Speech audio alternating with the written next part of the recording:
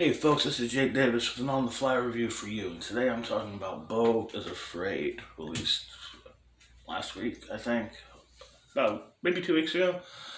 And it's written and directed by Ari Aster, who did Midsummer and Hereditary, which were both great movies. This movie stars Joaquin Phoenix, Patti LuPone, uh, Parker Posey, Nathan Lane, and Amy Ryan. The whole setup here is this is um, a surrealist film. It's a nightmare. We are experiencing a man's nightmare, or a nightmare of a life. Uh, and it's basically just a guy. The whole premise of the movie is really a guy is getting ready to go visit his annual visit to his mother's place when he loses his keys. And losing his keys causes a massive chain reaction, which takes him through different realities and understandings. He sees monsters. He sees alternate versions of himself. He's just overwrought and overrun by all of his fears, all of his regrets, and all of his traumas, and all of his own crimes and failures and shit.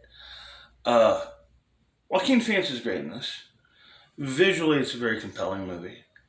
Uh, and Patti LuPone, even though she comes in very late in the movie, is terrific in it. But at almost 3 hours long, and with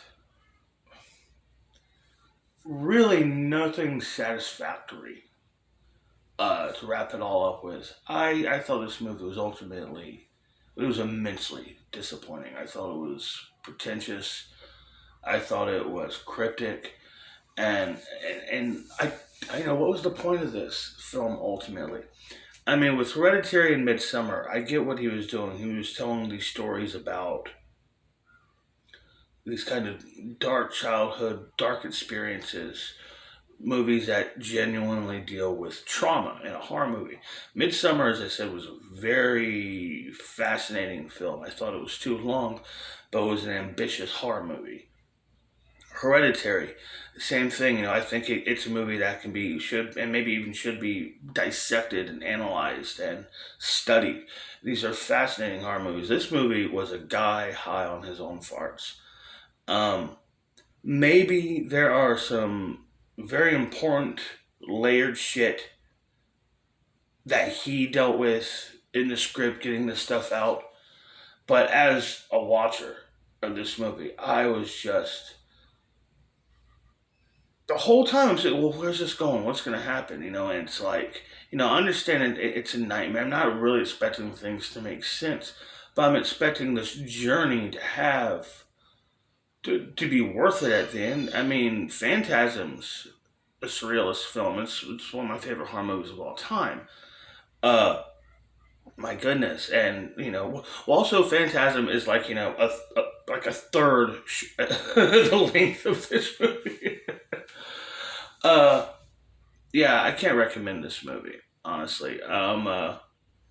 Joaquin was good in it. Maybe it was just me getting my hopes up because his last two movies are really good. And around this time, I was kind of hoping we get another wild and imaginative, visual, emotional, spring film right before the big summer movie season, like we did last year with Everything Everywhere All at Once. I was kind of had to hoping that this would be it this year, and yeah, I was really really disappointed in this movie. I did not enjoy it. Uh, yeah, man, I was really hoping I could get here and talk about how great it was, but it's not. It's not a good movie. I'm going to give it 2.5 stars. It's the best I can give it, and that's really just for imagery and acting. And I do got to point out that when watching the trailers, the kind of sequence where he's aging in an alternate ultimate timeline of his life, and he gets really, really old. It's like this cartoon world around him. This is the most boring part of the movie. I thought that was going to be so wild and visual, and it just damn near put me to sleep. Yeah, 2.5 stars, thumbs down. Totally pass on this movie. Go see Evil Dead Rise. That's fucking wild. I'm Jake Davis, and I'll catch you on the fly.